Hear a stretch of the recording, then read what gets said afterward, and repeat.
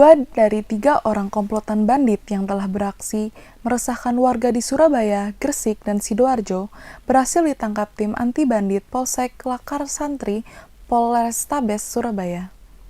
Kedua tersangka itu adalah MH yang berusia 23 tahun berstatus residivis kasus pencurian motor dan MR yang berusia 20 tahun yang baru pertama kali tersandung kasus kriminal.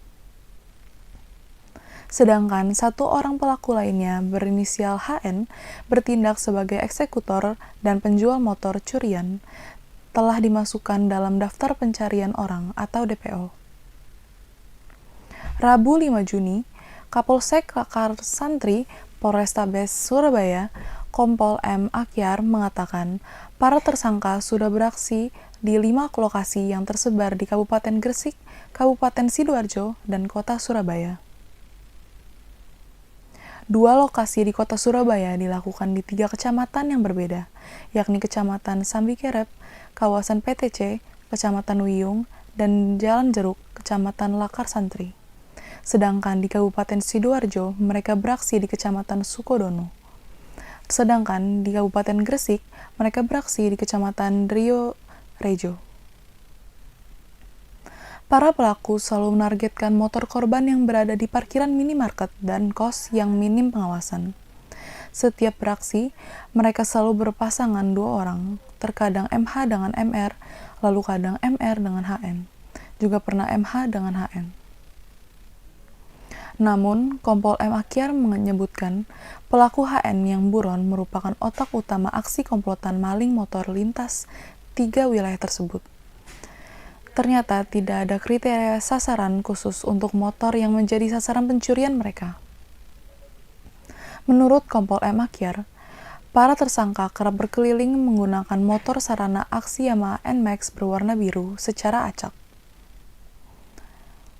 Namun, target area yang kerap menjadi sasaran adalah parkiran minimarket dan kos. Kompol M. Akyar menerangkan, pelaku HN yang buron sebagai DPO itu kerap menjual motor tersebut secara utuh ke penadah lain di Pulau Madura. Satu motor curian dihargai sekitar 4 juta rupiah. Tiap masing-masing dari pelaku mendapatkan upah sekitar 1,25 juta rupiah. Komplotan maling motor lintas kabupaten kota itu tidak mempersenjatai diri dengan senjata tajam, senjata api, atau senjata tumpul, kecuali kunci T. Kompol M. Akyar menyebutkan, para tersangka bisa membobol lubang kunci kontak motor sasarannya dalam waktu hitungan detik. Hingga kini, polisi masih melakukan pengembangan atas kasus tersebut, termasuk dengan mengejar pelaku lain yang telah berstatus sebagai DPO. Kemudian, mengenai kegunaan uang yang diperoleh setelah menjual motor curian, Kompol M. Akyar mengungkapkan para tersangka menggunakannya untuk berfoya-foya dengan wanita malam dan kebutuhan hidup sehari-hari. Sementara itu, tersangka MH mengaku bertugas sebagai eksekutor pencurian motor dalam komplotan tersebut. Ia mengaku kapok mencuri motor, apalagi pengalaman ditahan kepolisian beberapa tahun lalu di Madura. Mengalami korban pencurian, diharapkan agar berhati-hati, harus waspada terhadap barang miliknya. Jangan sampai menjadi korban pencurian yang sudah dilakukan oleh 2 tersangka ini. Demikian rekan-rekan yang bisa saya sampaikan. Mudah-mudahan rekan-rekan bisa memberikan informasi ini kepada masyarakat sehingga masyarakat bisa membaca, bisa berhati-hati, lebih berhati-hati terhadap kejadian yang di Surabaya. Terima kasih. Ada yang dipertanyakan? Dan hasil pemeriksaan mereka ini sudah berapa kali sih melakukan pencurian? Anggota Komisi 6 DPR Republik Indonesia fraksi PDIP Rieke Diah Pitaloka menyampaikan hasil audit Badan Pemeriksa Keuangan Republik Indonesia tahun 2021 yang menemukan masalah dalam pengelolaan dana tapera. Temuan audit BPK 2021 ditemukan masalah dalam pengelolaan dana tapera. Sebanyak 124.960 PNS tak bisa mencairkan 567,5 miliar rupiah uang yang mereka setor. Atas kekacauan Tapera, Rike pun meminta BPK melakukan audit terkait dana Tapera dan biaya operasional BP Tapera di seluruh provinsi. Rike juga meminta BPK Republik Indonesia melakukan audit terhadap dana Babertarum PNS senilai 11,8 triliun rupiah milik 5,04 juta peserta.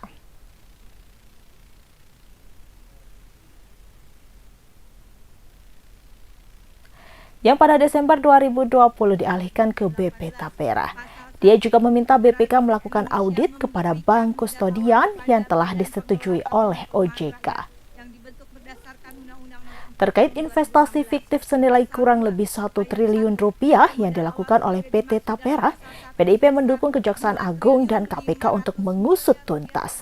Rike juga mendesak pemerintah untuk membayarkan dana Bapertarum PNS Tapera kepada peserta yang telah pensiun atau ahli waris peserta yang telah meninggal dunia. Dengan suara lantang, Rike pun mendukung untuk pembatalan dan penundaan Tapera. Pasal 1 ayat 2, modal awal sebagaimana dimaksud pada ayat 1 berbentuk tunai dan merupakan kekayaan negara yang dipisahkan. Ayat 3, modal awal sebagaimana dimaksud pada ayat 1 bersumber dari APBN tahun anggaran 2018. Menimbang, pertama, hasil audit BPKRI 2021, kategori pemeriksaan dengan tujuan tertentu berupa pengelolaan dana Tapera dan biaya operasional 2020-2021. Sebagai catatan tahun 2021 saja, Tapera mengelola dana PNS aktif sebanyak 4.016.292 orang. Lokus pemeriksaan hanya di 7 provinsi pimpinan meliputi DKI Jakarta, Sumatera Utara, Lampung, Jawa Tengah, Daerah Istimewa Yogyakarta, Jawa Timur, dan Bali. Temuan BPKRI, pertama, terdapat 124.960 orang pensiunan peserta Tapera karena meninggal dan pensiun sampai triwulan ketiga 2021 belum menerima pengembalian dana Tapera sebesar 567,5 miliar dengan rincian sebanyak 25.764 orang dari data BKN senilai 91 miliar rupiah.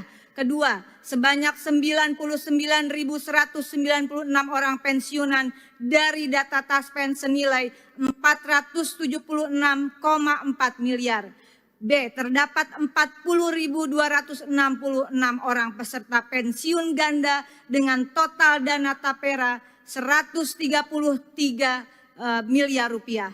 Pemutakhiran status pekerja oleh pemberi kerja, proses pengembalian tabungan sesuai proses bisnis norma BP Tapera tergantung pada pemutakhiran data dalam menentukan status pekerja dari pemberi kerja diperoleh melalui portal.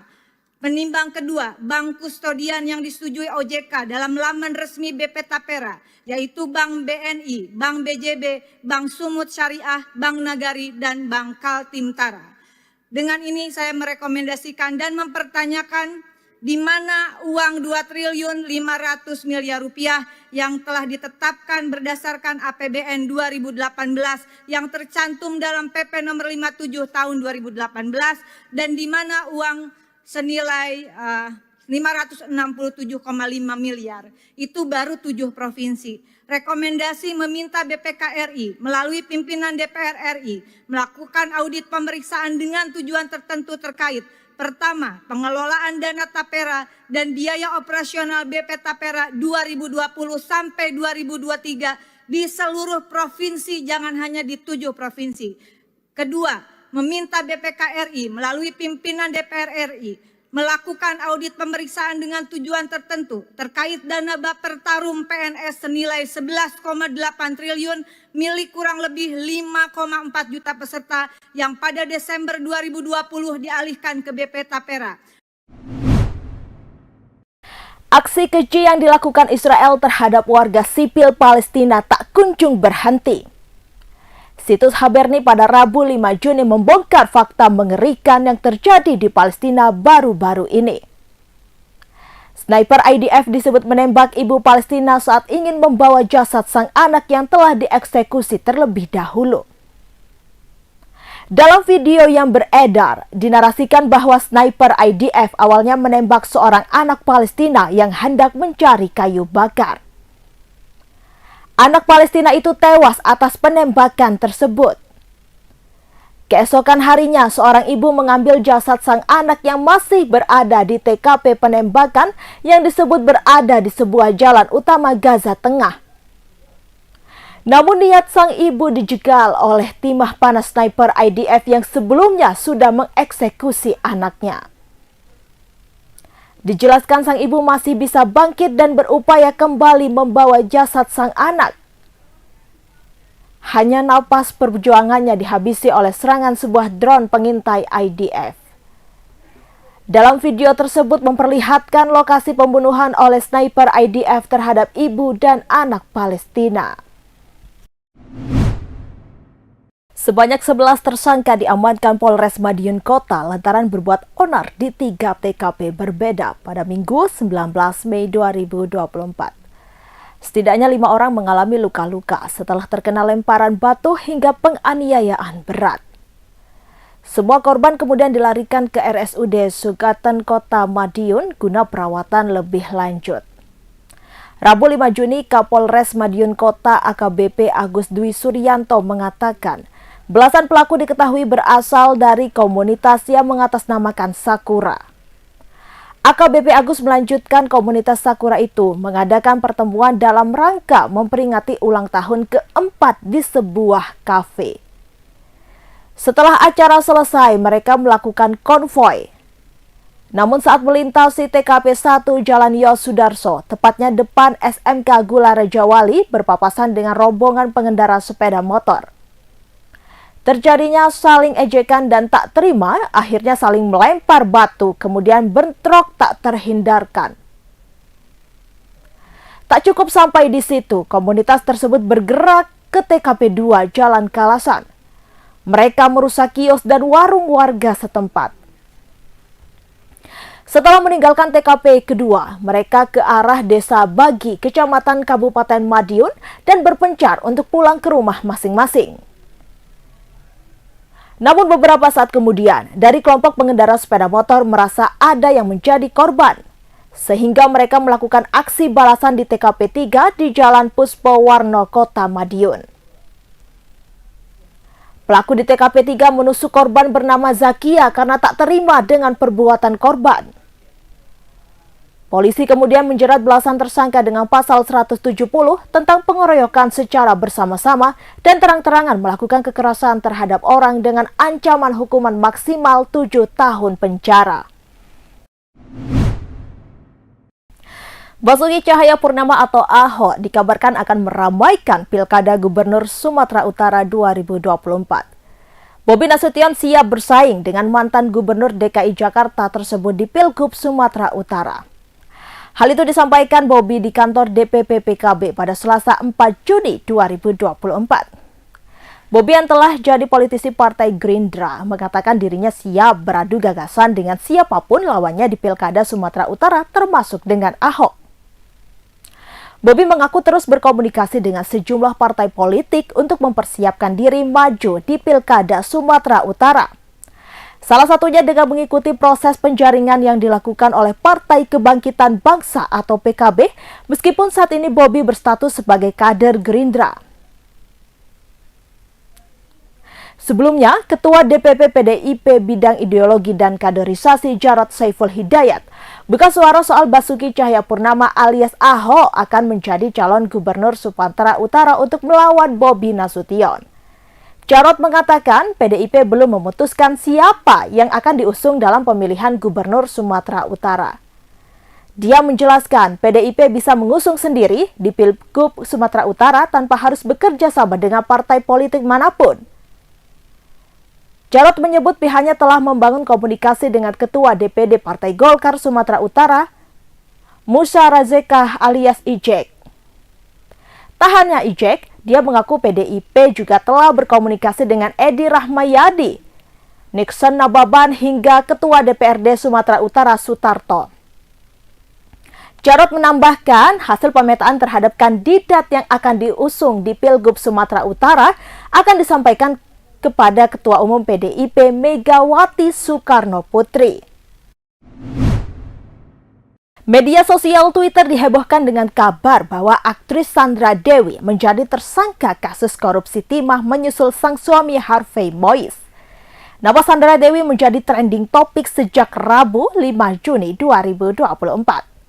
Terkait isu tersebut, pengacara Harvey dan Sandra, Haris Arthur, pun buka suara.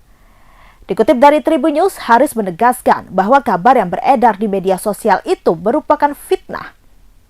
Ia menyebut sampai saat ini Sandra Dewi masih berstatus sebagai saksi. Haris bahkan yakin jika Sandra Dewi tak akan ditetapkan sebagai tersangka. Meski sebelumnya sang aktris telah 2 kali menjalani pemeriksaan di Kejagung Republik Indonesia terkait kasus yang menjerat suaminya. Seiring dengan hal itu, Kepala Pusat Penerangan Hukum Kejaksaan Agung Republik Indonesia Ketut Sumedana turut membantah kabar yang menyebutkan Sandra Dewi telah dinaikkan statusnya menjadi tersangka. Ketut Sumedana menyebut belum ada pernyataan resmi dari penyidik. Artinya, sampai saat ini masih status yang bersangkutan sebagai saksi. Download Tribun X sekarang, menghadirkan lokal menjadi Indonesia.